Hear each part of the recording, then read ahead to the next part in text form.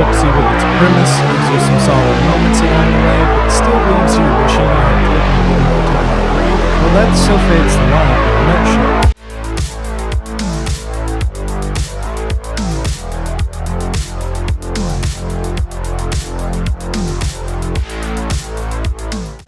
Why me? What was so special about me? You were born to die for us.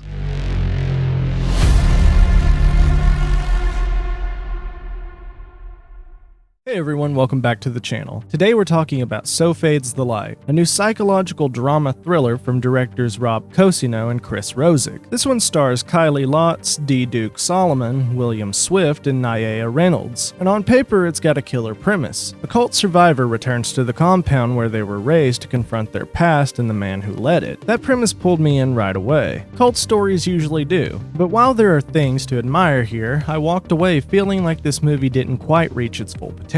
Let's break it down. Before we dive into the plot, if you're enjoying the content, go ahead and hit that like button and subscribe to the channel for more reviews like this. If you want to support the channel directly, I've also got a Patreon. You can subscribe for just $1 a month to help keep the lights on, or $5 a month if you want to request a review of your own. The story follows Sun, a young woman still haunted by a childhood spent as the centerpiece of an extremist gun cult. Worshipped and manipulated by the group's twisted ideology, she managed to escape, but the trauma never really left her. Now, 15 years later, Sun sets out on a tense and emotional journey back to the cult compound, hoping to find closure and confront the ghosts of her past. What she doesn't realize is that the cult's former leader, recently released from prison, is also making his way back to the same place, setting up an inevitable and dangerous reunion. First off that concept, I'll give credit where it's due, this is a strong setup. Watching a cult survivor like Sun retrace her steps and head back to a place that traumatized her as a kid, that's rich with potential for both psychological tension and emotional payoff. There's this built-in discomfort baked into every scene where she's getting closer to that compound again, and it had me invested early. And luckily, the performances help sell the tension. Kiley Lotz brings a really grounded emotional presence to Sun. She feels authentic,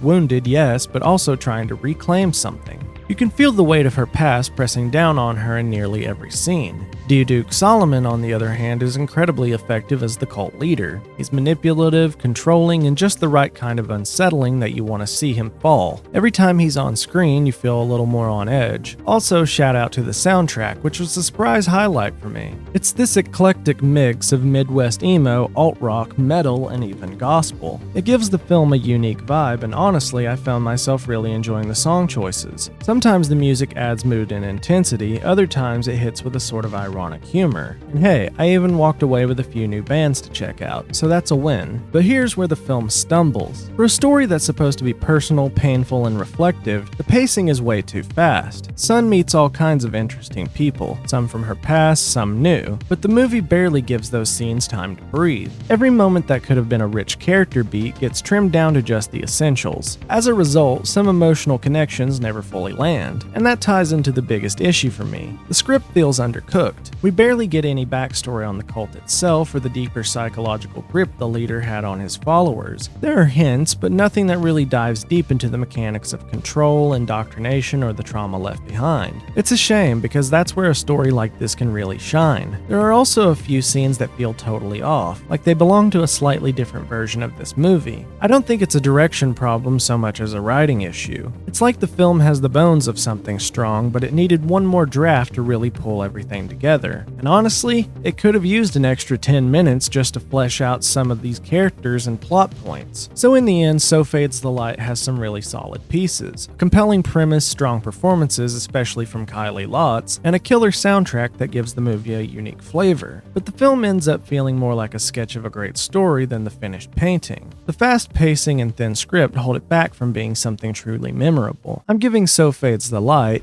a 3 out of 5. There's enough here to recommend for fans of psychological thrillers or cult stories, but I wish the film had trusted itself enough to slow down and go deeper. If you've seen So Fades the Light, let me know what you thought down in the comments. Did the story work for you? Or did you also feel like it needed more time to breathe? And if you're new here, don't forget to like the video and subscribe to the channel for more reviews like this. If you want to support the channel even more, check out the Patreon. Just $1 a month helps a ton, and for $5 a month you can request a review of your own. Thanks for watching, and I'll see you guys in the next one.